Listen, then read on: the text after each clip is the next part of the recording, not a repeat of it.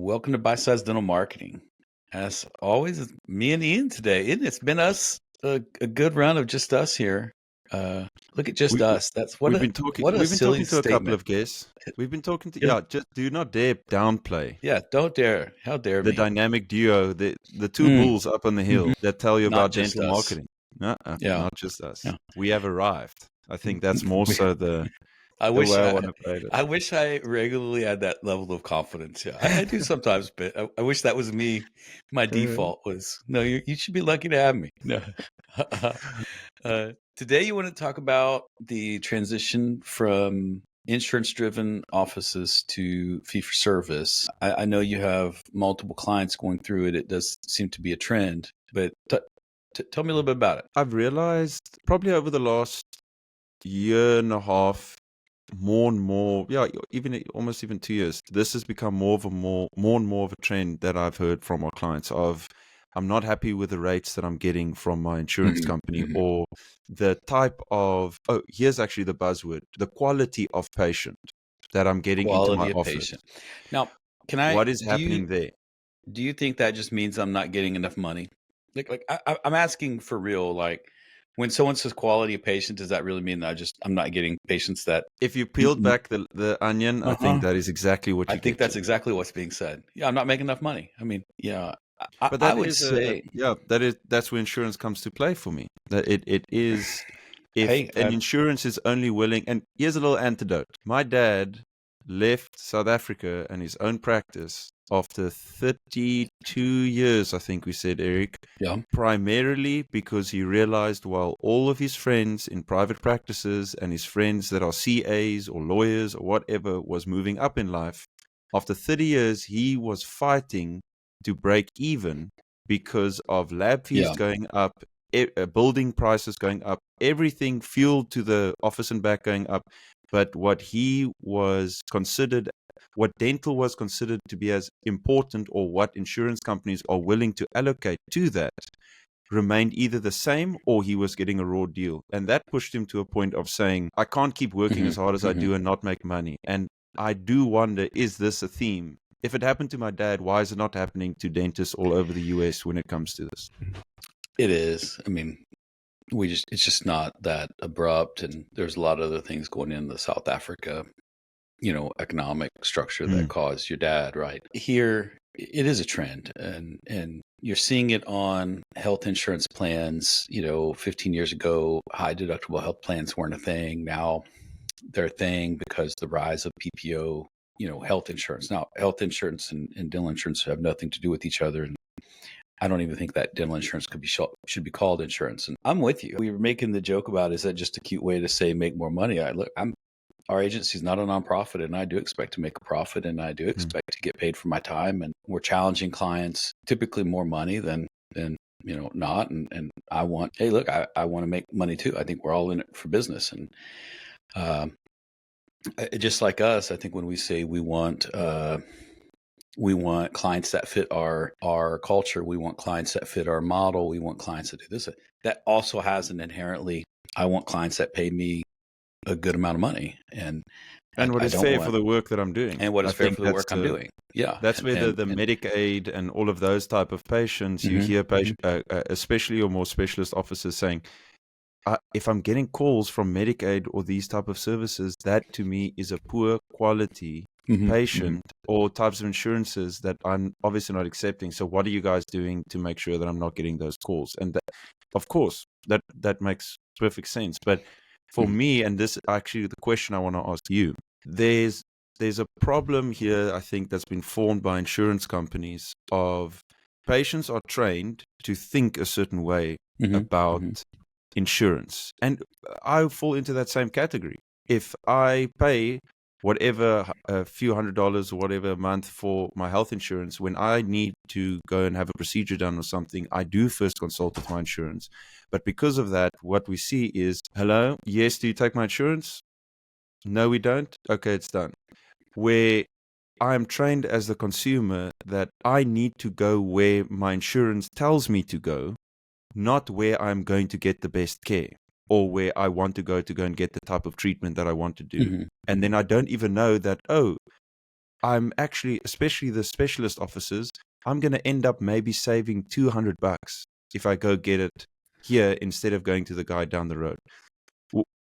How do you feel about the industry as a whole in with that theme Uh, that I paint? what you painted out is the truth, whether we want to accept it or not, that because it's tied to medical, because it's tied to medical, because we view insurance under this umbrella of insurance, like I don't believe I almost believe that railing and raging against the customer or the prospective patients is kind of like the old man yelling, telling the kids to get off his lawn. It just makes you look crazy because you're not going Yeah. to change them.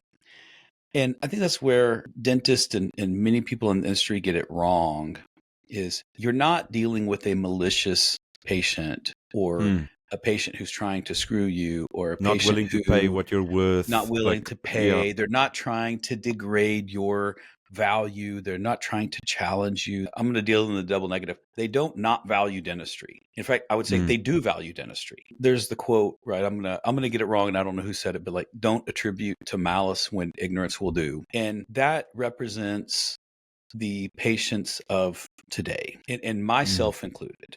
Right. And if I go through my journey of dentistry, which, is well documented. So, and that's where I feel that now I can't change this population, right, who think this way. And by the record, there's not enough of that population to build a practice on. So let's just be clear.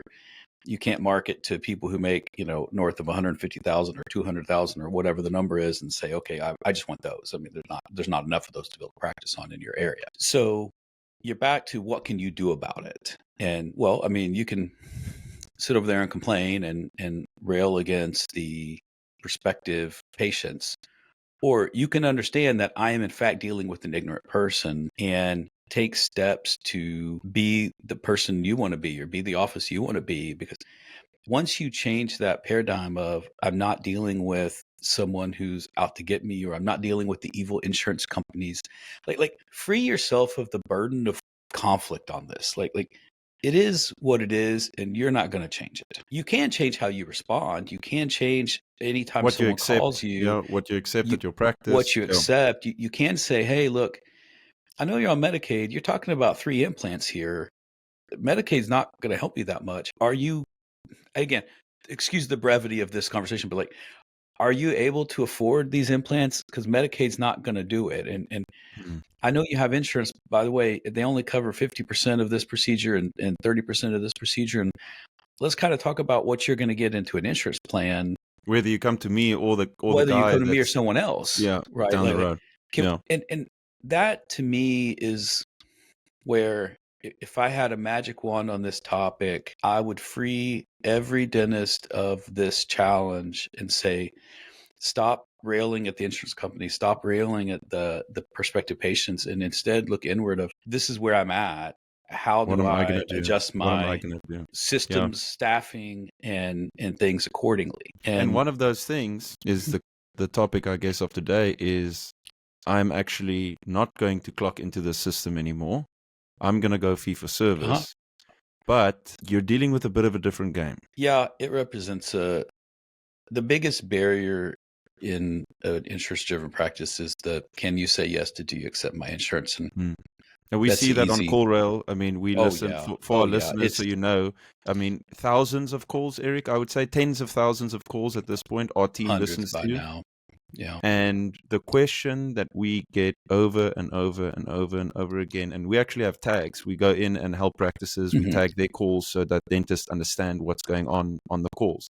And the tag that comes up again and again and again is financial, financial, Mhm. financial, because of course that's what people care about. So if you realize that you're running into this problem of, I'm not happy with the insurance and the rates that I'm getting, and I'm moving backwards, my staff isn't going to be able to turn around on the phone in explaining the insurance question, these things. I want to go fee for service. What does that look like? What's probably the first thing that comes to mind for you, Eric, with I need to now shift my mindset on the type of practice I run?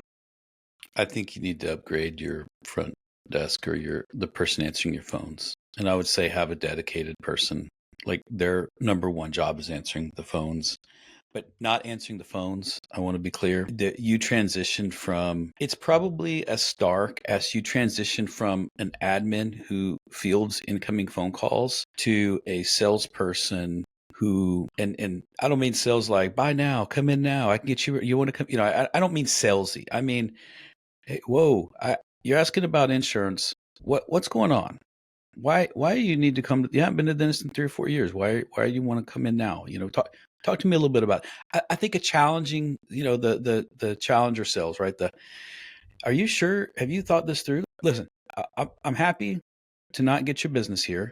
I do want you to go forward, but before you call the next office, I need you to call, Delta Premier and talk to them about what they're really going to cover. Because I don't think it's Mm. as much as you think it's going to be. And by the way, when you find that out, why don't you call me back, and I'm going to help you kind of work through how you feel. If you come here not, because look, I hear you in pain, I hear you frustrated, and while maybe we're not the office for you, I do want to help you find a good office. Mm. And again, now chances are I'm going to get that patient truthfully if you took that approach, but I want someone whose job is to absolutely handle those calls. And I don't mean handle them to make them go away. I mean, Try every and single convert these person that people. calls in, Yeah. I'm gonna even go further than that. I want you to try to help them, not whether it's your practice, Solve my solve problems. their problems. Yeah. And I promise you, by doing the good things, the patients will come. Yeah, And that's spot on. too many offices make this transition, and they know they need to change the front desk, but gosh, they've been there a long time, and they don't get them any training, or they don't get them any coaching, or maybe they're just not right for the role. I think Mm. you're fundamentally changing the role of that person when you transition into fee for service. And I like what you said that it's they're not an order taker anymore, or an admin Mm-mm. person of shuffling. You now become the salesperson, and guess what? Dentists, your practice and the services you offer become a product. The Yeah. insurance company is no longer the product. Because in my mind, at least, Eric, when I think about how dentistry plays out, let's say your average insurance practice, the product actually that I'm paying for is insurance. And within that, I will get a set of benefits, and that will make me more inclined to use these dental benefits, or I'd rather go to this practice because I know they're going to cover X, Y, and Z. But Mhm. if I no longer have that support of an insurance company that is incentivizing people to come to my practice, I become the product. I'm the thing that's being sold, and people are willing to take at 100% rate cash out of their pocket and say, I would rather go to Mr. Hubbard's dentist practice than to this insurance one Yeah, down the road. you're making yourself not a commodity. And I Mm. I've never met a group of people so hard that want to be a commodity. And it's funny, I'm obviously that's not a good thing, but there's comfort in being a commodity. And I'll tell you a quick story about Andre and I when we talk about pricing of the agency. Most other agencies sell a package, an SEO package at $700, or a PPC package at $1,000, or whatever. And that's really comforting, because you're not buying the agency, you're buying SEO, or you're buying Mm. PPC. We're not selling that. We're selling, if you want your marketing handled, if you want your life to be better, if you want to be kept abreast of the trends in marketing, if you want a full scale agency and a marketing team to be your partner, we're your guys. Okay. That is uncomfortable because it is inherently more difficult to sell. And the difference between an insurance driven practice is the same. You're selling a crown, and it's a pre-negotiated rate, and a crown is a crown. And while yes, I know clinically the crown is not a crown, to the patient, when you're in insurance, it is. And when you move to fee for service, you're saying, no, no, no, no, no. I'm selling you the team. I'm selling you the care we provide. I'm selling you that this is an investment that you're going to make long term. I'm selling you that I may not put a crown on there right now because I don't perceive that's what you want right now or what you need. I may work this out over multiple years and work with you there. Now, maybe you need a crown, maybe you don't. I want to talk to you about fixing the occlusion of why you're chipping teeth, or whatever the thing may be. I don't want to just drill and fill and move on. And to me, that is the transition that someone should be naturally making in their career. I will say, as you begin in your late 20s, early 30s, as you get to your mid 30s and early 40s, you should be making that transition anyway. Of going to a fee for service, you're saying, to I think grow? so. Okay. I think so. Just in Uh, the evolution of you as a dentist and your business and how you will grow. Like that is the next step for you. mhm. Okay. I think yes, I believe that, and I think that's true of any industry. Like, why would you? What works when you're starting is not what works when you're in the prime of your career. And after you have 5 or 10 years of solid experience under your belt, you should be leveling up not just your clinical skills, but also your management skills and your team. And to me, that is an important part of this fee for service. I do find that many dentists maybe try to jump into fee for service or these all on X procedures very very quickly, and Hmm. I'm fine with that. They may be trained, but I can't speak to the clinical. But for me, there is a progression of getting out of network that should mirror your career trajectory as well. To where it becomes, as you said, the experience, kind of the art of dentistry, the my Hmm. business evolves into something new. And with that, I mean, you were talking earlier about your experience and your dental experience. If Eric was going to a fee for service practice where I'm not going to go where my insurance is accepted, I'm willing to pay out of pocket, pay that extra cash. If a dentist is listening now, what can he or she do to make that patient experience better? Like, what's that differentiator for you? If I was in Connection. insurance, okay, I, take me I through. And from walking through the door, like, what amenities do you want there? Oh, is a comfort menu there? Is a like what falls under that umbrella for you of that next step to justify the fee for service? I want to feel that this office has my best interest and that I actually want some economic signs of success. I I want a nicer office. I want to put together. I want. It's hard to say I want updated equipment. That what that means, but like, I don't want to feel like I'm in a dated office. And again, now I don't want the most extravagance because Mm, I'm going to be worried that I'm the one footing the bill. I actually want some signs of success because I think that is important. And if you're near my age, which I'm going to expect 40s sort of thing, I'm about to be not 40s, so that's odd to me. But I want some signs of success, and I want a nice office. I do want the nice touches. I want the staff to look well put together. I don't want them in faded scrubs and stuff like mm. this. The handovers, the patient I want the experience. Yeah. handovers, the patient experience.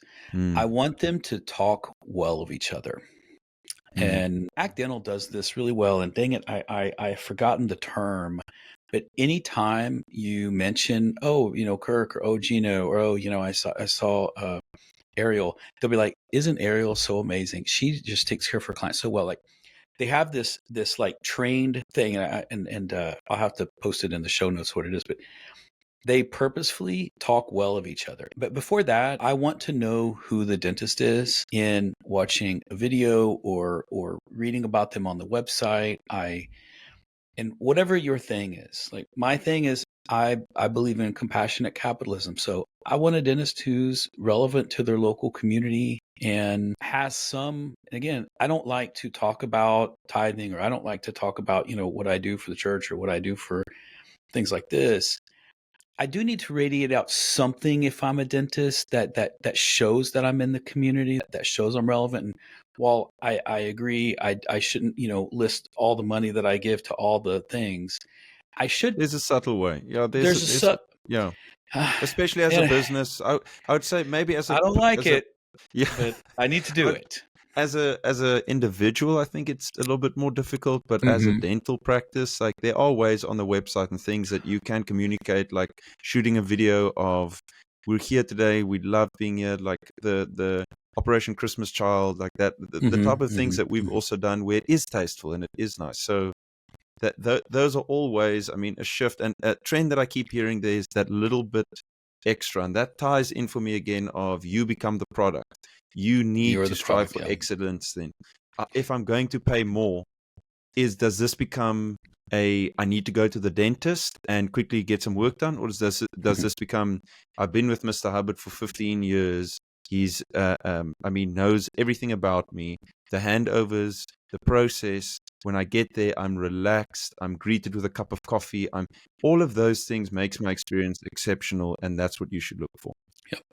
And I would also say that apart from the connection, that money's always going to be, because you're dealing with ignorance, not malice, right? So even saying that, I'm not just going to come into my pocket every time you tell me to jump. I mean, I'm trying to jump, and I think understanding that money is still an obstacle, even though I trust you, even though this is my home, I still have very real concerns. And while I believe you, I need to fix this occlusion, or I need to fix my, It costs money. it costs money. I still have this pull. And while, yes, I can afford $5,000 Invisalign, yes, I can afford these things, giving me options around how I'm going to handle the treatment and in-house. I don't like to do in-house financing specifically, but giving me options of how to finance it using, any of the tools that are available today, or hey, this year we're going to fix this, let's wait on this because of this. But like, I Don't think let giving finance me not be a options. topic at all. Yeah. Yeah, it Still, yeah. just because I'm there and I'm well funded doesn't mean I have no money problems. I would embrace that and make sure that your office had the appropriate systems. And what I mean by that, I think an in-house plan. But I wouldn't just have the in-house plan. I would talk about it very, very openly, and how, look, traditional insurance does this, the in-house plan does this. It's really nice because we're your dental home, and yeah, it's prepaying for your cleaning, so you're going to come in and pay nothing on the dime. But making that part of the office culture makes me feel like you're taking care of me, and that I'm not coming in at $280 or $300 every time I come in for a cleaning. Because I have those options. And that's also like Right. you're talking about the one patient here, Eric, of like, if I think of my father-in-law who went and did full set of veneers, and obviously, I mean, in the States we know what that costs. And yes, he's the one type of patient that can afford that, and he goes and pays to it. But that's a very small segment, as you said at the Very start. small. I The mean, even person that me, yeah, even me, when the girls are now old enough to have, a general dentist, they don't go to a pediatric anymore. When we go, when Emily lines up the girls' appointments, that's a $900, $1,000 swing it's in a the lot of month money. That's a lot of money. 250, $300 a piece, right? Heather May just takes care of me, so I don't go to the same dentist Emily and the girls go to. But no, but even like, think about it. Like, if I go to Dr. Majors and the girls and Emily go to another dentist in the same month, that's $1,000 in cleaning, easy. Going on.